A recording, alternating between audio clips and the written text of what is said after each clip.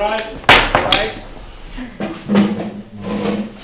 pledge allegiance to the flag of the United States of America and to the republic for which it stands, one nation, under God, indivisible, with liberty and justice for all. I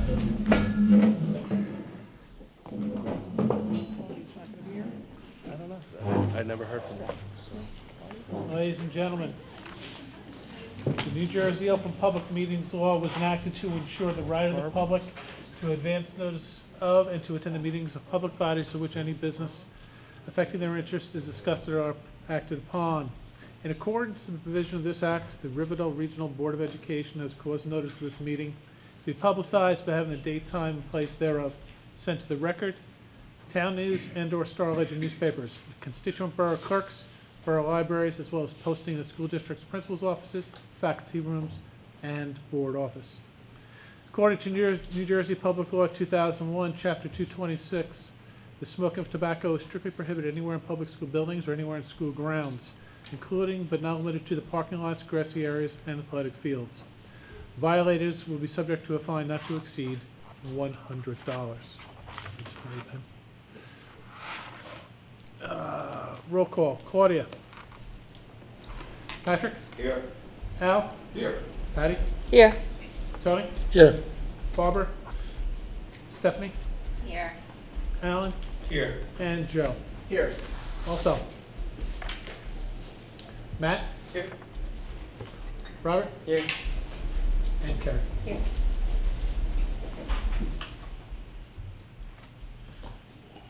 Alan, would you mind reading the mission statement, please? The mission of the Riverdale Regional School District is to provide a safe, student-centered environment in which each student is valued and respected, to challenge each student to reach his or her potential, to nurture every student's intellectual, social, physical, and emotional growth, to promote a healthy work ethic, a passion for learning, and a respect for oneself and others, to develop responsible citizens for our diverse community and an ever-changing world, to continue to involve our community in an active partnership, to provide all students the opportunity to achieve and exceed the Common Core standards and the New Jersey Core Curriculum Content Standards. Thank you. And now, if there are any public comments on the agenda items only, knowing that there will be an opportunity for public comments afterwards on any other topics. As there are none, we'll go right into our presentation. Mr. Fletcher, do you want to make introductions? I do. First off, I'd like to introduce Lorraine Brooks, our high school principal, and Tucker Pierce, who is with the Futuristics Research Incorporated, and he's here to provide us with a explanation of the student surveys that we did for our staff, and Lorraine's going to provide a little background. Several years ago, we realized that we had a lot of data about our students while they were here, but nothing once they had left. So this is actually our fourth go-around, and we sat with Tucker, several of us, and put together some of the questions we wanted. And so this time we surveyed the class of 2009, who would be 5 years out of here, and the class of 2013, who would be 1 year out. So Tucker is here this evening to give you an overview of all of the research. Tucker Pierce. Thank you. I want to thank everybody for giving me the opportunity to speak to you tonight. As Lorraine was mentioning, we've worked with you folks 4 different occasions, going back to when Dr. Westlake was superintendent, so that's going back a couple of years. One of the nice things about it is that we did sit down, as was mentioned, and work with you on tweaking the survey. There were some questions that you folks had wanted to add, and some others that maybe were not quite as relevant anymore that were taken out. I seem to recall a couple were taken out. And that's a nice thing, because it does keep this process fresh. It's not simply doing something for the sake of doing it. You're really interested in coming up with some information. And that's, hopefully I can still read this device here. One of the nice things about it, as I mentioned, let's see if this thing works. Yes, it does. As I mentioned, the survey was designed in conjunction with the administrative team. It's not a canned survey.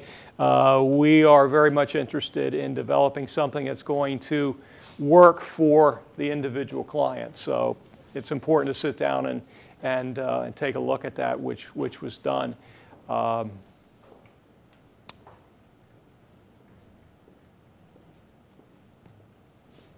Okay, let me see if I can get this to work. I'm not getting it to work. You'll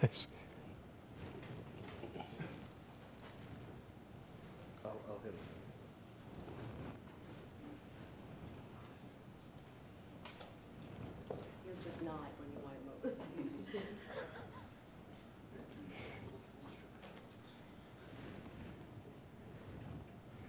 Okay, as I mentioned before, the survey itself was conducted during the summertime, May through July.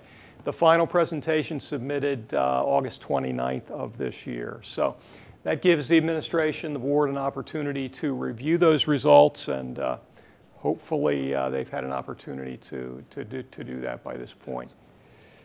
Okay, so if you just use the tab on the bottom here, Okay, here, should advance it. right here. Yep. Okay.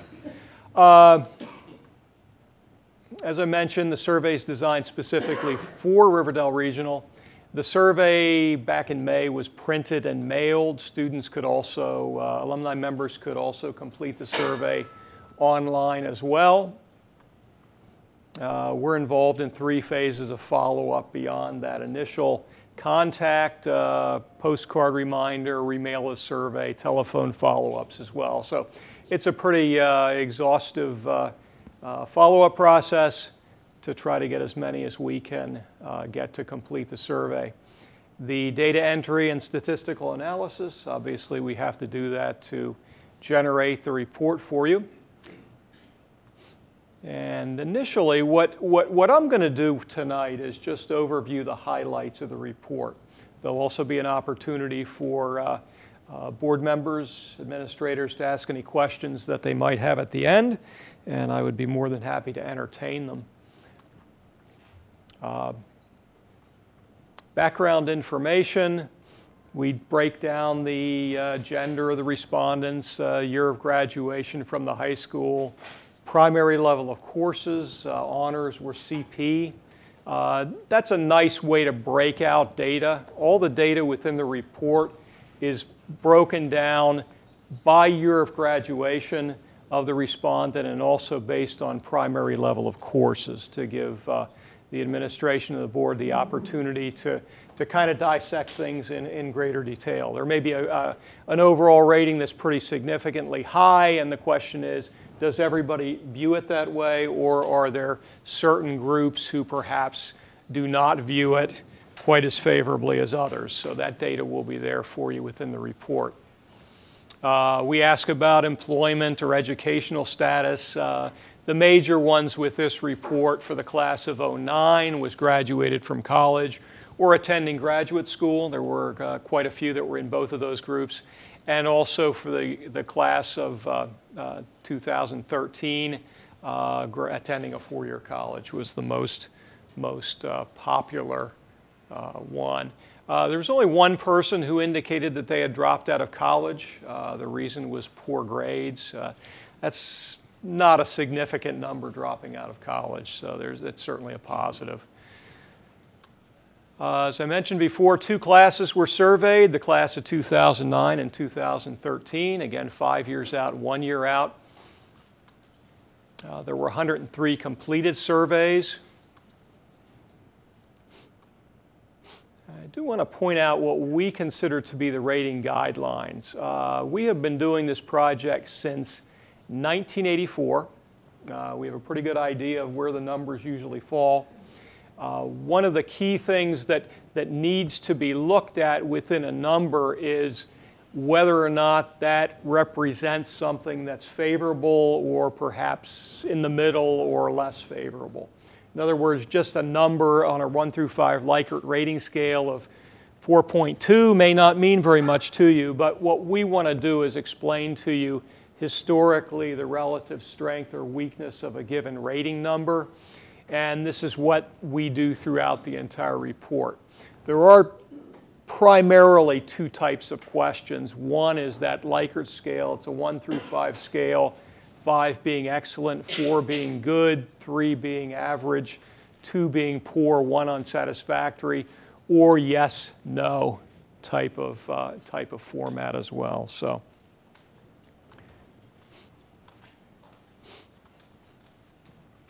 We had a section in the questionnaire which dealt with preparation level for college. 7 of the 8 were yes-no type question.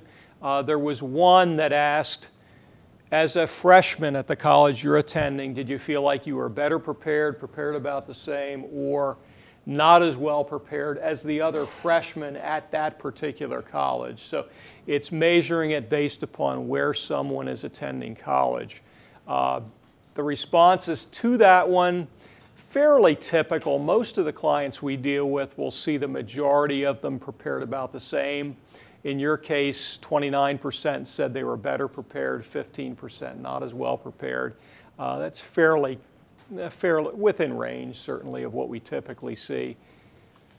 Within that area, I mentioned there were 7 other areas that asked about the preparation for college-level work. Over 91% felt adequately prepared in the area of computer usage, and almost 84% in reading level. There were some other ones that were rated a little bit lower, probably a lower number than typically you'd want to see. Research techniques, just a little over 50%. Written assignments and time management. They're not significantly bad numbers by any stretch, but they are numbers that you might want to look at in terms of what you're doing. You might also want to take a look at what the percentages were for that group that was the 09 group versus the 2013 group, or also looking at the honors or the CP, because that'll give you a little bit greater insight into who is suggesting that maybe some additional work can be done in those areas. So that would be my thinking on that. We asked how many transferred from college. 11% indicated they transferred from their original college. The major reasons were didn't enjoy chosen college, or maybe they're going to a local college that's only a 2-year college, and then they matriculate into a 4-year college. We did ask the question about being placed at a higher level or exempted out of college coursework. This can be a significant question if a lot of AP courses are offered, a lot of young people are taking those courses. In this case, over half indicated that they were placed at a higher level or exempted out of college coursework. And that tends to be a fairly high number, looking at the studies that we do. We also asked about remedial coursework during the freshman year, and 19.4% and 20.4% had to take some sort of remediation in either English or mathematics. So that's a number to probably take a little bit of a look at as well. We did ask a question about the greatest influence on career decisions. One of the neat things about the answers to this one is the high number that we saw indicating their greatest influence was internships. That's one of the higher ones, quite honestly, that I've seen, over 20%. So it's clear to me, just without knowing, that you probably put a lot of emphasis on the internships, and it's helping kids to make career decisions, which is the whole point. We ask a number of questions about a category we call preparation for the future. It's a major part of the survey. And as I said, we addressed 12 different areas. And some of them were rated very favorably. To treat others with respect was thought to be rated very favorably, and to accept responsibility for your choices. Also developing ethical standards of behavior. Again, when I say strengths or areas for improvement, those go back to that rating scale that I talked about earlier in the presentation. There were a few that were rated lower. We would consider those to be areas for improvement. Making informed consumer decisions, making informed career choices, make effective use of leisure time, citizenship responsibilities, and employment responsibilities. So there are a few in there to kind of take a look at in terms of what you're doing, and maybe some areas that you can kind of tweak some things to be doing a little better job with those. Learning skills, we asked 13 different ones. They're kind of more of the core skill areas. Computer technology, reading, listening, science, study skills, math skills, etc. There's 13 of them that were addressed. The average for all of them, using the weighted average, is a little under 3.6. The areas that were thought to be strengths by the alumni members who responded were the computer technology skills, reading skills, listening skills, science skills. One of the other things I didn't mention before is that we also carried forward the data from the prior studies, and that was given to the administrators and the board as well. So you can kind of look over time and see whether or not the areas are improving, they're staying about the same, whether the numbers may be dropping a little bit. So that's kind of a key piece that we put in the report as well. There was only one area for improvement, foreign language skills, rated at 330, which it's a little weak, but not a real low number by any stretch. So again, there were 13 addressed. There were 4 that we would consider to be strong, and there was 1 maybe you want to take a look at an area for improvement. The academic programs, those are the major subject areas that are offered at the high school. There were 15 different ones that were assessed. The overall rating was a pretty strong number, 374. That's certainly what we would consider to be a favorable rating. And again, respondents had to take the courses, the subject areas, at least one subject area in there to rate it. In other words, if somebody did not take an art course, for example, they were not supposed to rate art. Or if somebody didn't take technology education, they weren't supposed to rate technology education. There were actually a number of strengths. They go on to the next slide that I have. The ones that are there, High Tops Teen Pep was extremely favorable. That's an extremely high rating. The SUPA courses, those were extremely favorable. Music, art, all of those extremely favorable. Even English, TV, media, science, social studies, all very favorable ratings as well. Now, the only area for improvement out of the ones that were addressed was the business education, financial literacy. 3.0 is something that's definitely an area for improvement. Question was asked about the academic rigor of the high school, whether or not the academic rigor is sufficient for college level work. And that's becoming a bigger issue that we're seeing over time, whether or not the high school is challenging its students. 73%, 73.5% answered that it was sufficient for college level work. Again, that's a type of issue that somebody at the high school, who's a high school student, can't answer that. It's not until they get to college that they have an opportunity to say, you know what, it was challenging enough for me in high school so that whenever I got to college, I was able to adjust to the additional rigor of college level work. We asked about guidance services. There were 9 different services addressed. We didn't just simply ask, how would you rate guidance, but all the major aspects of the guidance department were addressed. The overall rating was 354. Again, respondents had to have used the service in order to rate it. For example, if someone said, well, I never went to my guidance counselor for help with a personal problem, they were instructed not to address that service because they never used it. If they never went to their counselor for help with with an academic problem, they were not to rate that. The strengths, schedule adjustment services, the availability of the counselors, and also course planning. They were all rated favorably. Areas for improvement, and there were several in there. The availability of the transition counselor, there really were not too many people who answered that question. So that's a low number, but it's not based upon a majority of the respondents. It's based upon just a few who were seeking that assistance.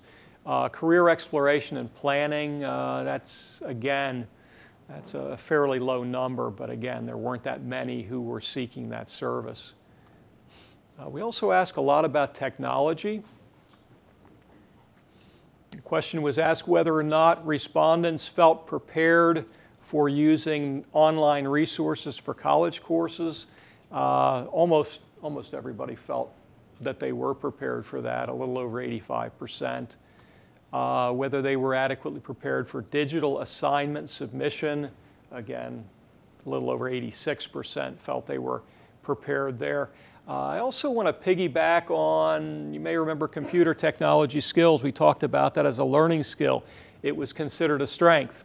So it's not surprising that you see favorable information again about the technology that's offered at Riverdale Regional High School in this section of the survey as well.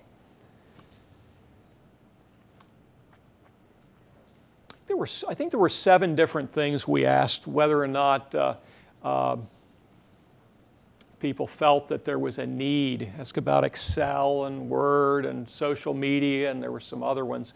And out of the 7 that were addressed, a majority thought that they were all a major need for college level work, except for social media. Less than 4 in 10 thought that was a major need for their college coursework. Yeah, we asked 6 different items whether or not the technology at Riverdale High School adequately prepared them for college, and a majority felt that all 6 did provide adequate preparation. Asked about challenges. I use the term challenges. Within the survey, I think it said whether or not these were considered to be a problem while you were attending the high school. And we asked 15 different areas. None of them had over 36%, 36.3% that indicated that it was a problem at the high school. Social pressure, social acceptance, those tend to be hot buttons on a lot of high schools. Slightly over 30% for cheating, academic pressure, and bullying. All the rest of them were lower than that. There were some that were less than 10%. Thought that those items were problems at the high school. So, overview. I talked before about the preparation for college. We talked about 8 different items. They all were rated as strengths. Preparation for the future, we talked about that as well. There were a couple items that were rated very favorably: treating others with respect, accepting responsibility for your choices, developing ethical standards of behavior. The learning skills, there were a few in there that were very strong: computer technology, reading, listening, and science. A number of academic programs were considered to be extremely favorable. Technology, that was all favorable as well. There were a few areas for improvement. Let's see, we had a number of preparation for the future items. There were 5 in that category.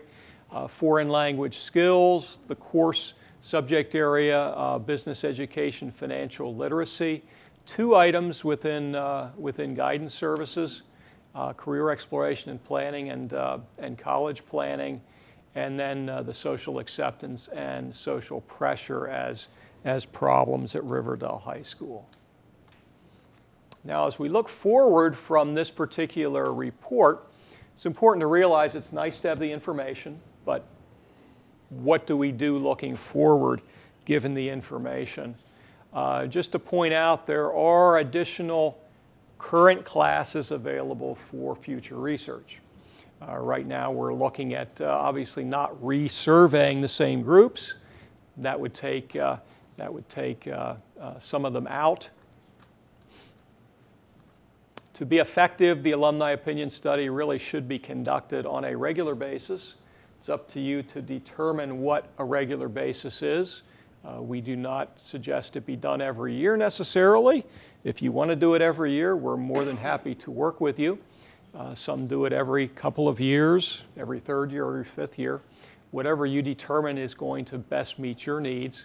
Nice thing about future studies is, again, it will allow for a comparison of data generated in this particular study. So you'll be able to look at future data with an eye toward whether or not changes that you made based upon past data have in fact caused the rating numbers to increase, which is the goal. And I'm more than happy to entertain any questions that anybody has. Any questions anybody has? Is the response rate of 22% typical? Watch your eyes, everybody. It is. That's not a bad response rate. You know, what we found is, the last 10 years especially, it's just getting harder and harder to get folks to complete surveys. But I mean, how valid does that make your report then, with that response rate? Well, that's not a bad response rate really for this type of project. You know, if we were down in the 10, 15% range, then I would be a little more concerned about the numbers. On that note, then, what is a very good response rate? With this project, I'd probably say 30%. That's a very good Yeah, 30%? it is.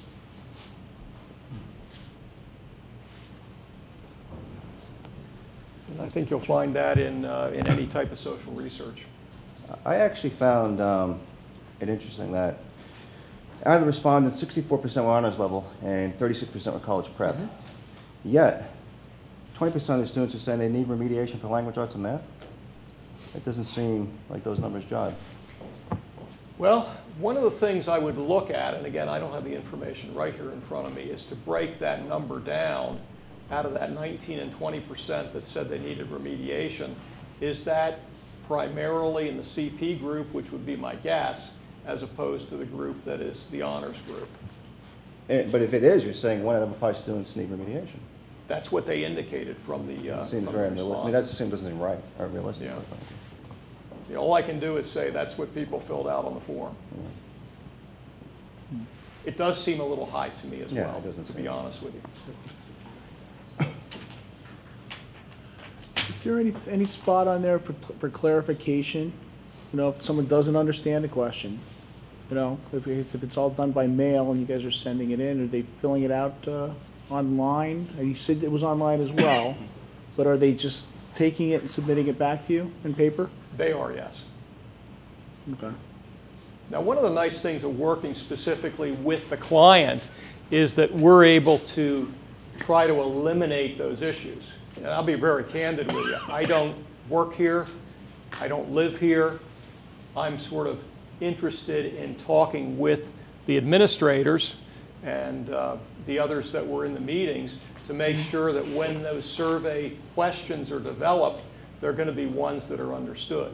See, I don't come in and say, this is the question that we're going to ask, and you folks say, oh, fine, it was already set up. No, if you feel your kids are not going to understand that question, you're going to say, that isn't going to make sense to our kids. In fact, I've even had instances where we pulled the kid out of the hall and brought him in and said, do you understand what we're asking here? And then that testing is done to make sure people are understanding that. The question as far as remediation goes, that's a question we've used probably for 25 years. So it's not a question that was new. It's something that we've used for years.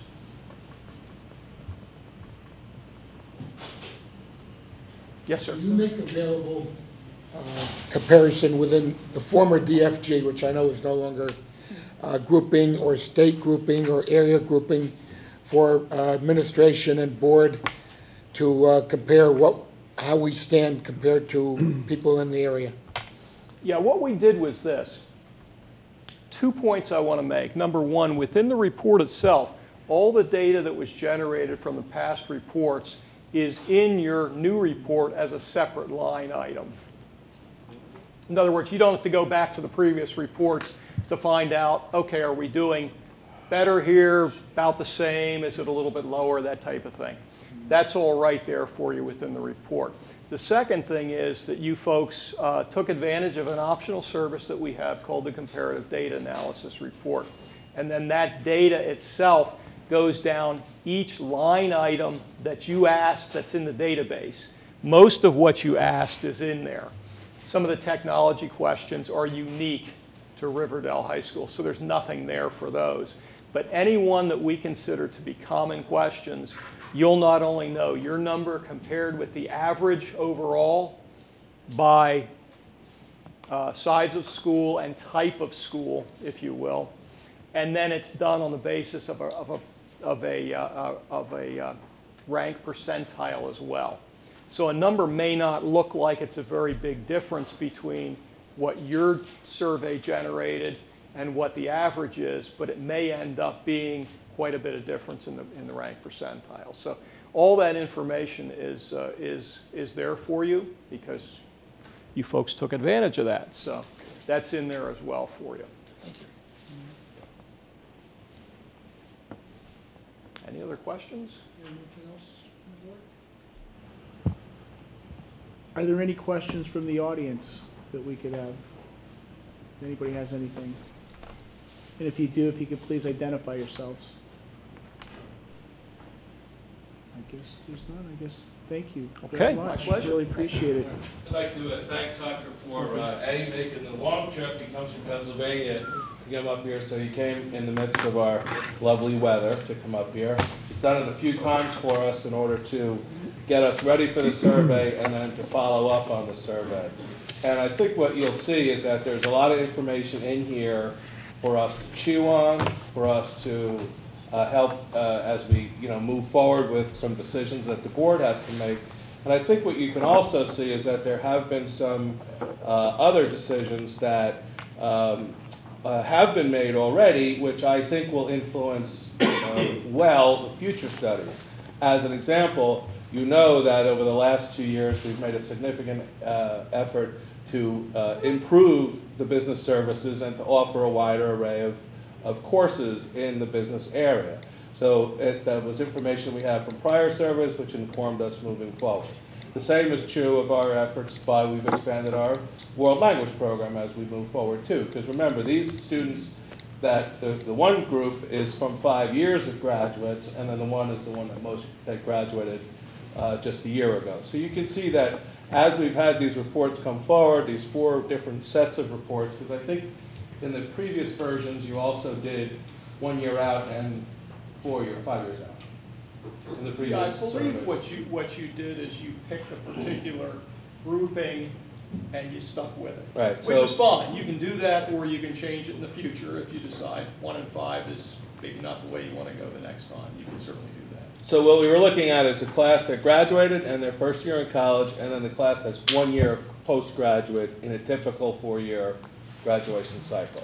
And I think you can see that some of the decision-making that's been done over the past couple of years has been informed in some way, shape, or form by what we've seen before. So it's a valuable report. It's something that we can chew on, and I think it provides a lot of information for us to continue to move forward. So with that in mind, again, I want to thank Tucker for coming all the way up here. I appreciate it. As much as you are invited to stay for the rest of the meeting, you are also, you don't have to. So if you want to hand me over here, I will let Willie Nelson be back on the road again. there you go. So thank you very much. Safe drive. Thank you.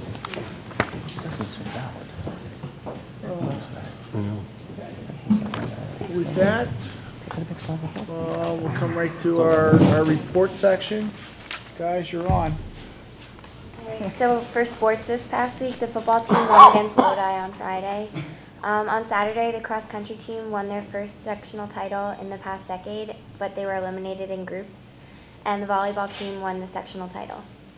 And this Thursday, on November 20th, the juniors and seniors are going to host a Powder Puff football game as a fundraiser. It's going to be down at the Turf.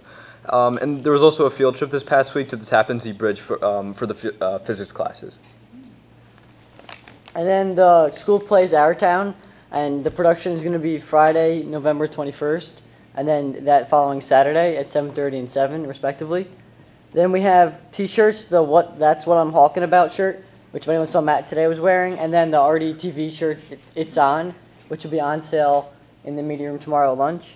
And then Miss Lordebeck originated a blood drive where seniors could donate blood this past week. And that concludes our report. Which brings us to the President's report, and a couple of things I definitely want to say, if anybody can, play Our Town, as Rob said, 7:30 on Friday, 7 o'clock on Saturday. It's always good. Congratulations, I thought I saw at one point Coach Fu, state title, third one. Congratulations, and congratulations to the team. Excuse me, for board members, just a thing out there, the Bergen County Board of School Boards on December 2nd at Northern Highlands at 6:45 is having a county meeting. They're kind of breaking this out as some education thing, one for new board members, on audit reports, special ed, and then extracurricular activities, cost benefits. So if you go there, they will have some things you can break out sections, sort of like school boards, a little bit. Wanted to definitely say with the elections, I wanted to congratulate Tony and Al on their re-elections. Patty, I know, is leaving us, and also congratulations to Doug Kupfer from River Edge, who will be joining us come January. And finally, actually, to conclude my report, I'm going to ask Tom something we didn't get a chance to at our last meeting that he reported to us. So if you could, Tom, about the food service awards. Let's say about a month ago, I received an email from the producers of Rachel Ray, in which they were looking for food service handlers that normally go above and beyond and any recognition that they would get. So I followed up with an email back to them and recognizing two of our favorite people, Isabella and Beverly. And lo and behold, they gave me a call back, and both those ladies went to a taping for Rachel Ray's $1 million giveaway. And the only people in the audience that day were people that were recognized for being above and beyond and exceptional food service people. This occurred probably in the middle of October. The taping was on a Thursday, and a week later, towards the day before Halloween, the taping showed on Rachel Ray. And both the ladies and the rest of the audience of about 250 people were recognized as exceptional food service workers.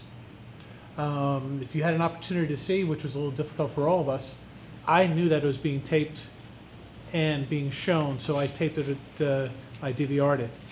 The ladies were there, they received some exceptional gifts, and equally as well, Tom Selleck was the guest du jour that day. So it was nice for them to be recognized for their hard work, and congratulations to both of them. Thanks, Tom.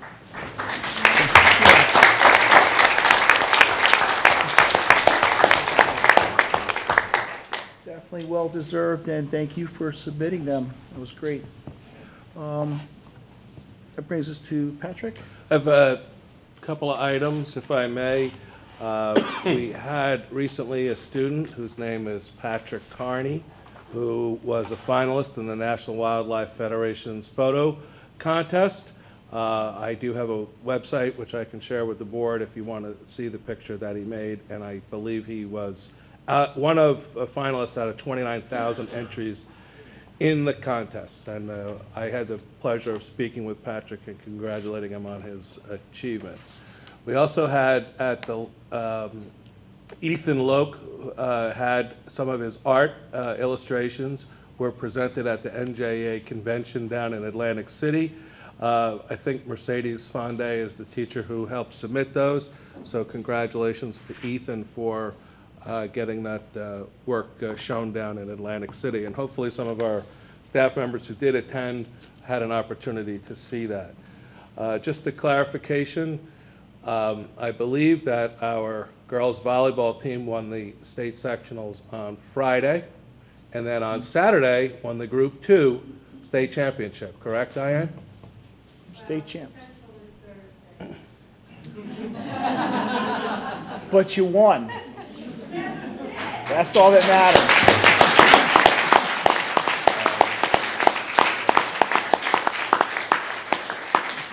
And while it is always a pleasure to announce the fact that we do have a state championship in our athletic program, I think it would be remiss if we didn't just say how fine the entire athletic program did for the whole course of the fall season.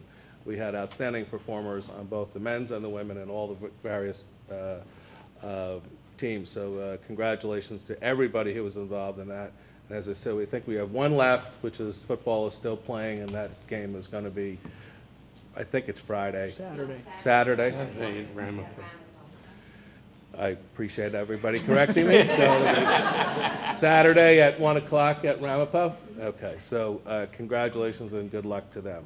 And then one item for addition to the agenda, you will see under item A, Roman numeral 8 personnel, section A, number 1, that workshops and conferences. And down below, the second from the bottom is Andrea Lauterbach. I'd also just like to add Michael Aliano to the same conference at the same amount of money. Mike was approved at our meeting on the 27th to attend one of the programs, but we just made a mistake with the paperwork because there's actually 2 that he went to, one then, and then he's going to this CPR thing there. So I would like to add Michael Aliano to tonight's agenda so that he's approved to go with Andrea to the same event. And that concludes my report. Can I go out of order and go back to my report? You may. Thank you. Also, wanted to recognize, actually, well, Stephanie, I had it and now it's digital, so I had it taped up, so can I unplug that or? Yeah, there we go. Come on now. Wanted to mention that some of our cross-country runners were recently recognized. It was October 29th. One of them sitting right here. Maybe you can add a little bit here, but basically describing how some of our Riverdale runners have actually, it says, emboldened some of their classmates who basically were looking for some what's the best way to put this, some guidance and some help and really just, I guess it was a feel-good thing. And Rob, I don't know, maybe you could tell me a little bit more about what was about the article? Like, well, we found out after that, like, I want to get this title right. The director of social services, they were trying to get mainstream students into the social skills classes at lunch, but they couldn't find the proper students that they wanted to implement into these classes. And then they started to try and get these high-functioning autistic students into sports, and because cross-country is a non-cut and it's kind of a sport you can do without, it's a sport that anyone can do, and it doesn't hurt anyone else on the team if, by allowing anyone to run. There was a push to have a lot of these students join the cross-country team, and then once they joined the cross-country team, it kind of turned into, we started just talking to them a lot, and then we started talking to their parents, and next thing we knew, they were, we were just talking to them in the hallways and everything. And then we were contacted by the director of social services and asked to participate in these classes. And then actually, I participated today at lunch. And we just kind of go, and even though cross country ended, a lot now, more in the classes are joining for indoor and winter track, which 3 of the 4 of us will still be participating in. So we'll continue this. And then the 3 of them are going to, because I'm the only senior on it, the 3 of them are then going to carry this into next year. That's great. Like I said, just to recognize, Robert Clough, Colin and Will Daly, and Patrick Robertson were the 4 that were mentioned here at the part of this program.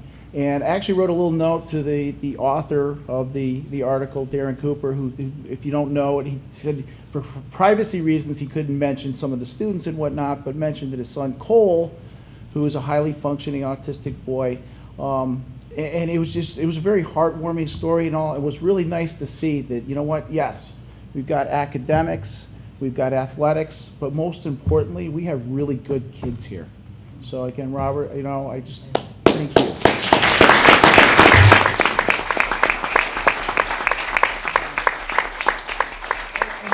And if I could too, this is just one thing that was mentioned, and yes, it was made public and all too, and I know you're kind of a little embarrassed about it maybe, but it's a good thing, but yeah, I can see that, but you know what, there's a lot of good things, you know, on a similar kind of fashion. I know the boys and girls soccer teams helped out with some youngsters and all too, same type of situation all too, which I can only hope that that kind of stuff continues on. It may not have been recognized by people and all too, but there's a lot of great things that our students do.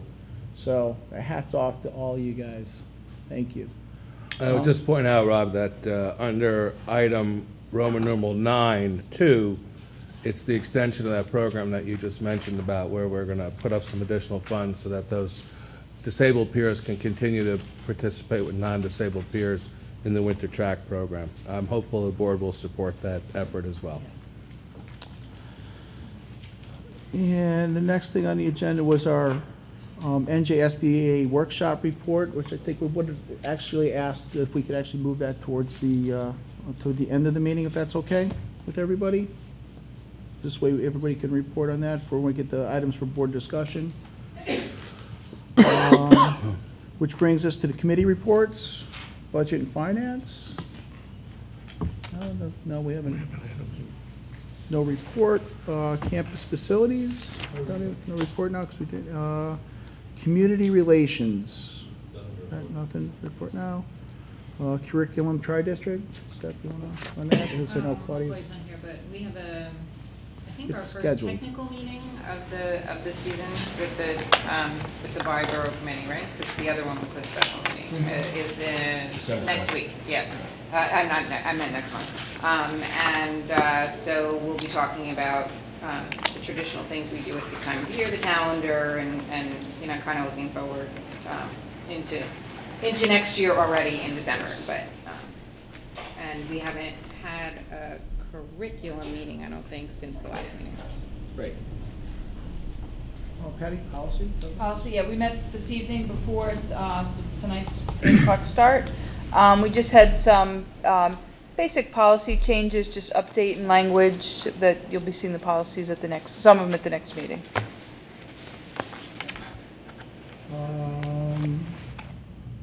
At this point, then, can I have a motion on the consent agenda items, please? So moved. Have a second? Second.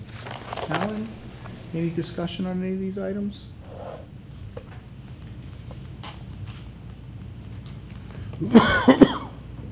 Okay, Tom, roll call then on the consent agenda, please. Patrick? Yes. Al? Patty? Yes. Tony? Yes. Barbara? Yes. Stephanie?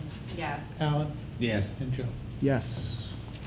Which brings us to, pardon me as I go, item 8B3. It is recommended by the superintendent that the board accept, with regret, the resignation due to retirement of teacher of art Christine Vandervelde, effective June 30th, 2015. A motion? So moved. Second? Second. Tony? Any discussion? Tom, roll call? Patrick? Yes. Al? Yes. Patty? Yes. Tony? Yes. Barbara? Yes. Stephanie? Yes, and we wish her well. Who made the motion? Alan? Yes, and I wish her luck. Joe? Yes, and thank you for your years of service. Item number 8B4, it is recommended by the superintendent that the board accept with regret the resignation due to retirement of building service employee Michael Conan, effective June 30th, 2015.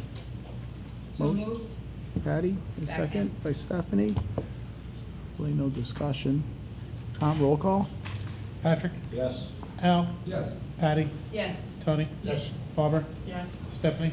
I just wanted to say that we talk a lot about our field of excellence, but these guys work so hard on the buildings and keeping everything so well maintained, and he's always got a smile on his face and such a lovely person, so he will be definitely missed. Yeah.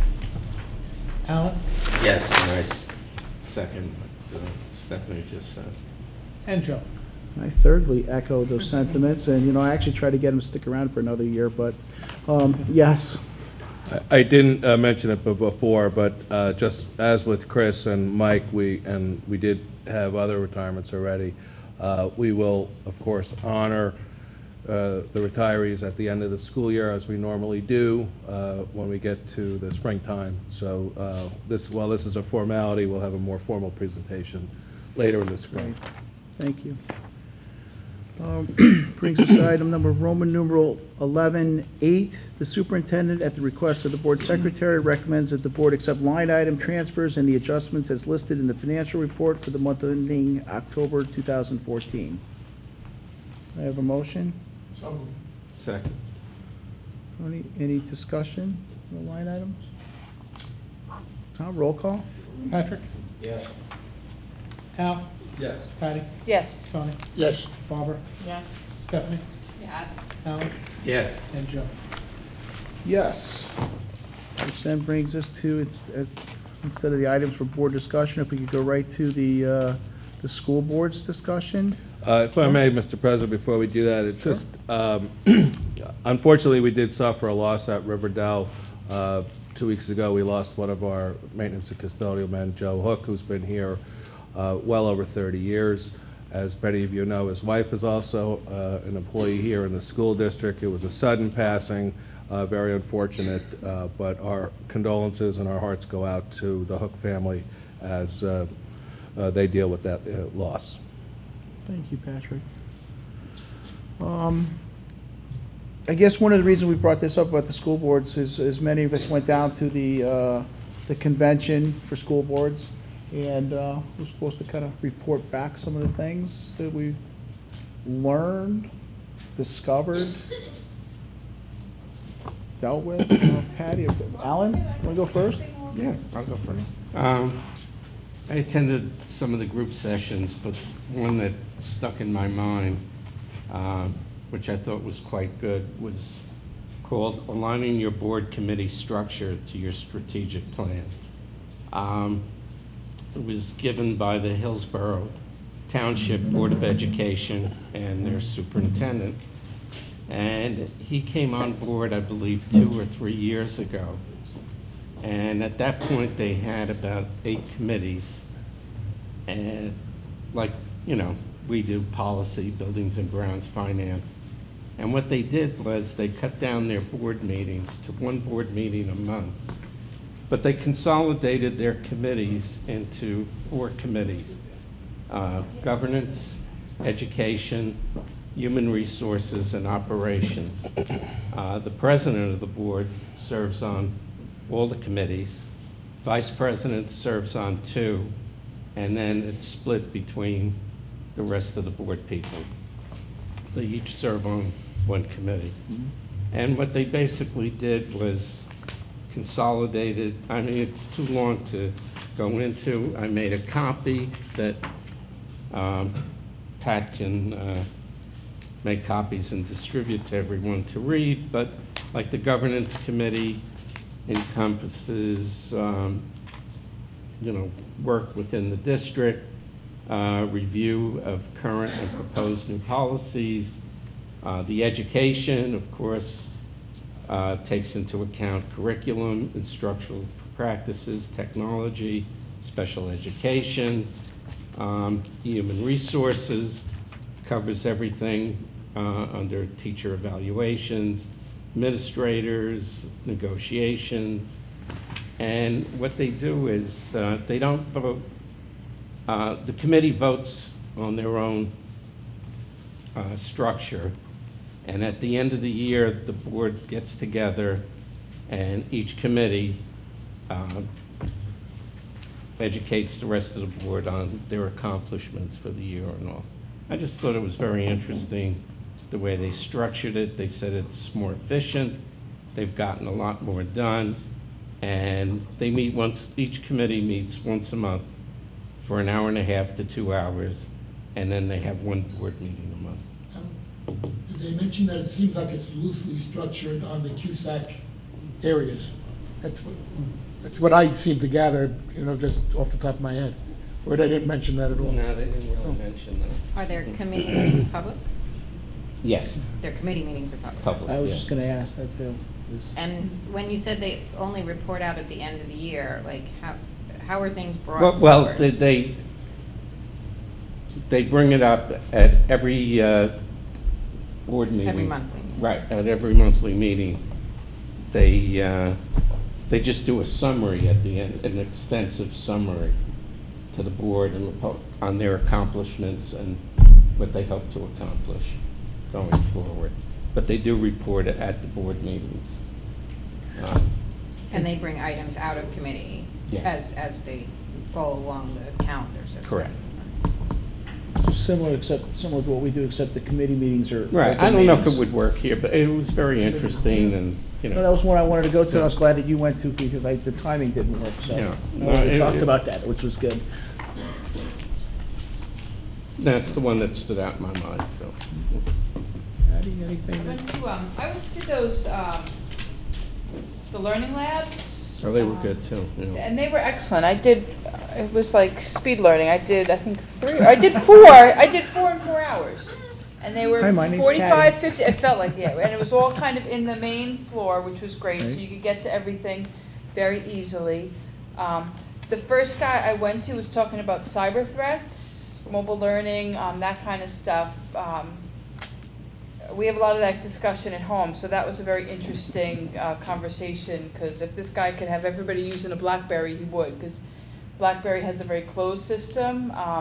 Not a lot of people like them. They're not really doing so well, but it's a system where these other phones, both the Android and the iPhone, people put in these viruses and stuff. They sit on these devices forever until something activates them. It's amazing. I said to the guy, how do you keep up? It's like the bad guys seem to be kind of always 3 steps ahead in the programming world for all these cyber threats. So, and it's simple things like you wouldn't think in a school district would be a problem. But we as parents, when we do our activity fees, so you have our kids, I'm guessing, social security numbers, now you have my credit card information, you have my cell phone number, so all those things, so you think like, you guys are not like a big threat issue, but you are, because you have all these personal information for people that could be accessed. So there is nothing left untouched in the cyber world. I also went to another one. Again, you have a tendency to go to things near and dear to your heart. It was NAO, it's called NAO, now. It's a little, have you seen it? Yeah. Have you seen it? I loved it. It's this robot about this, I know, sorry. It's this high, it's great, it's a fabulous learning tool. They did a presentation, they have this robot about this high. And the kids, one gentleman stepped in, it's a school district, like Sussex County area. And they were using it for highly functioning autistic kids, along with, paired with peers, because you can program this thing. So it's a full course, or like a 20-week process to program this thing. And you could teach it to sit. Now, it has very human movements. Like you would think, how does a robot sit down? This thing went from a standing position, bent different, his knee, his elbow, his arm, landed on one side and rolled and sat with his knees bent up. It's really, I think, a great curriculum, and it's something that you use year to year to year. It's an investment. It has to be investment on the teacher that teaches it, for extra schooling that goes along with the device. But it really was very interesting. Then I went to a sports injury one, which is also, that was, again, personal with a daughter that likes a lot of sports. And then the other one was kind of policy related, but about social media and your policy requirements in a school district with different, if we had, which we do not, like if the school had a Facebook page, or if we had an Instagram page, or if we had, different things like that, like our own Twitter, stuff like that, what your requirements are. It was interesting with Facebook, they say if you did have a Facebook page and people commented, regardless of the comment, they suggest you delete everything. You delete everything. Everything, all the comments come off, just the content stays on. So I have to tell you, I think I learned more in those 4 hours than I have in previous years. They were really great. they get to the point, you know, they give you right to the point. I don't know, I kind of had the opposite experience. Aw. This is the one I heard the least, this is the one I heard the least well. Do the learning labs next time then. They were close, don't worry about it. But anyhow, the first one, Claudia and I actually went together. The first one that we went to, we did walk in a little bit late, but the whole thing was so great. It was individualized learning and coming up with plans and having students in a different classroom, you know, doing things at different levels. It was all fabulous until it was on the computer. Like it was a computer company that was, you know, I should have paid a little more attention. A computer company that was kind of, you know, it was their program and whatnot. And while that will work for some students, it won't work for all. And so I had asked a question. I said, I give the presenter, you know, kudos, because I asked a question about, well, you know, what about, because this went, you know, K to 12, and I said, what about, you know, using manipulatives and using, you know, things in your hand and trying to figure out volume, you know, visually. You can't really get that same thing on the computer, you know, will those noodles fit in that bowl, kind of a thing. And she just waited for me to finish, and she circled it right back around to how fabulous the computer was. So it had a great theme. I just, you know, its execution I didn't love. Then we went to another one that was on how to make your board meetings like more interesting and engaging in the community, and it was a K-8 district. And yes, you came into that one. And the two presenters were very animated and had a great rapport, the superintendent and the board president, and they were having the best time, and very peppy group. And you know, of course, we try to do elements of that, but they certainly, because they had a younger crowd, could do a lot more of sort of the hands-on presentations that they do these cooking things with the kids and these contests and whatever, and it was just very different. And then the last one we went to was actually based on, it was interesting to listen to, but it was based on what they were, the high-risk districts. And what they were looking at, money and how to utilize that money and whatnot. So while it wasn't translatable to here, it was interesting to hear what, you know, has been successful for different communities in the area. And that was it. No. 3 o'clock was there, park. I don't know if anybody had the opportunity to go to the park. From what I hear, they didn't show up again. I told you. They didn't show up, apparently. They were having something about how they implemented the park assessment, like the trial run last year. So they were going to come and talk about it. The state had 2 representatives, and apparently they didn't show up. But this seems to be a continuing thing for them. Year 1 they came and they told everybody, it's going to be awesome, it's going to be great, park, park, park. And then since then they haven't showed up since. So, but that's about my left. The most interesting one I went to was, I was trying to find, you mentioned about social media and whatnot, it was public relations. And you kind of got the compare and contrast type of thing, where one lady who was presenting was an outside consultant, a paid consultant that would handle all of your public relations, all the good stuff, you know, it was like the stuff we mentioned was in the paper and whatnot. And then on the other side, somebody who started out, she says, kind of part-time, it was an aide and all too, and then because of her background started doing it all, it could be a full-time position within a district. And she actually mentioned the fact that it's a full-time position, but it's not full-time work, because then she's doing other administrative type of work and all too. So it was something that I thought was interesting, because part of it was to try to get, you know, not just parents of students out there, but also the whole community, just kind of know what's going on in the schools so they know. And again, it was kind of like maybe trying to bring people into meetings and whatnot too. But the big takeaway on the two, Patty, like you mentioned, was that they do have a Facebook page. Get rid of all comments, good, bad, or indifferent, because you know what? And make sure that they can't go public, just put it out there. You're putting out information, you're not looking for people's comments. That's why we do things like the surveys. That was my big takeaway there, other than walking the floor and trying to find some good stuff for Tom to talk to. You know? I got something. I was walking the floor with Tom, and our BA is a better negotiator than he thinks he is.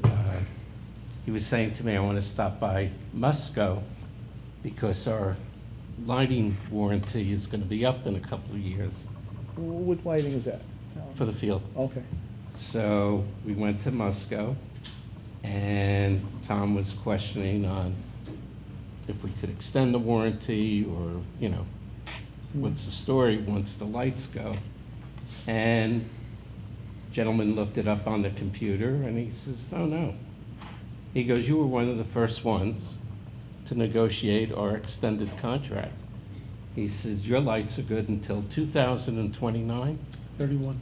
31, excuse me. And he says, we will be coming in a couple of years to replace all the lights and all the fuses, even if you don't need it. So, kudos. Quite a warranty. 2032 is when everything goes to no. No, that's great. It's fantastic. Any other thing from school boards? Anybody that want to? Any items for board discussion? Old business, new business? Anybody? Stephanie? pile, so. Well, I'm going before you. I actually wanted to ask our student reps, you attended the assembly, you're all in peer leadership, yes? Yes. So you attended the assembly depression? Yes. Yes, and I understand it was, I've seen it as an adult, but I understand it was fairly powerful from a student perspective. Are you you're bringing that into your peer leadership groups? Has that sort of been determined how that's filtering down to the freshmen, or? I don't think so right now. We were talking about it in Team Pep. Like, as right now, the weeks are not, like the weekly lessons, we haven't really created one for that, but I think we're going to get to that later. Later, okay. Yeah, and as Rob said, we did discuss that, like, as our group in our Teen Pep classes. It was basically the Teen Pep classes and all the peer leaders who got to see it. So we did discuss it in our Teen Pep classes, and I think, I'm sure we would integrate it in some way, like, as the year goes on. I think as the year goes on, we'll get into more topics like that. They're a little more like deep. I think now it's more like getting to know your group, and just basic stuff like that. So I think eventually, I think Ms. Keel would probably make that a part of it. Thank you. One thing? Sure. So it's kind of a tag One? Okay. it tags into two things. All right. It has to do with the article on the awesome foursome. I was part of a conversation at school boards where somebody was questioning why we keep so many special ed students in-house. That the cost savings was not really, there was a cost savings, but there was a lot of other things involved in keeping special ed students in-house. That the cost might not be really a big benefit to a school district. And the superintendent was in the conversation, basically saying that the opportunity to have these kids, these special ed students, for them, for their families, and for our students, to participate in activities together. It kind of both came at the same time as this article, where you guys would never have the opportunity if we sent these kids out of district. Okay. And because we have a superintendent that supports inclusive education, that you guys have the opportunity, a lot of students have that same opportunity. So I just think it's nice that, it is a savings, but it's probably not a huge savings. But the benefits to everybody involved, I think, is very wonderfully felt. As well too, I believe. One of our sending districts with the building bridges down the river edge, it's the same thing. We're trying to keep them in the elementary district so that they continue on then too, so they get from K through 12. Yeah. So there's something to be said about kids that know how to have a conversation with, whether it's somebody that's physically disabled, learning disabled, that's different than what they normally see in a classroom. You can't buy that. The only way to get that ability is to actually have those experiences with different students. I wholeheartedly agree. Anybody else? Any old, new? I have one. Alan?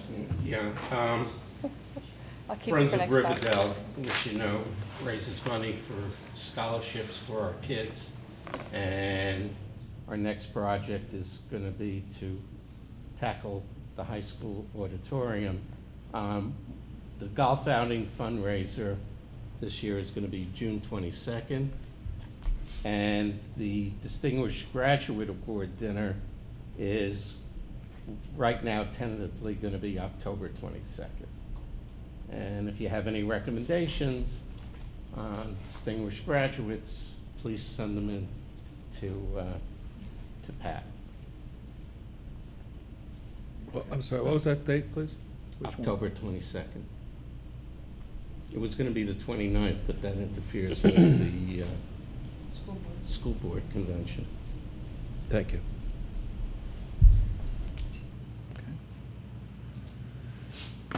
Can you remind us of those later too, as they can come closer? Yes. Thank you. Because that's so far out. And because I I wanna wrote give it, you a I head wrote, I start. wrote it I down, wanna I give didn't you a put head it down. start Thank this you, year. thank you, thank you very much. Friends of Riverdale does a lot of great stuff for the school, so, thank you. Anybody, anything else, old, new? Guys, you're, nothing? All right. That brings us to public comments. If anybody has anything, please come to the microphone, identify yourself, and any general comments. And that includes you guys behind the cameras too, we always ask you guys, so. Seeing as there are no public comments, you have a motion to adjourn? So moved. Second? Second. All in favor? Adjourn at 9:11.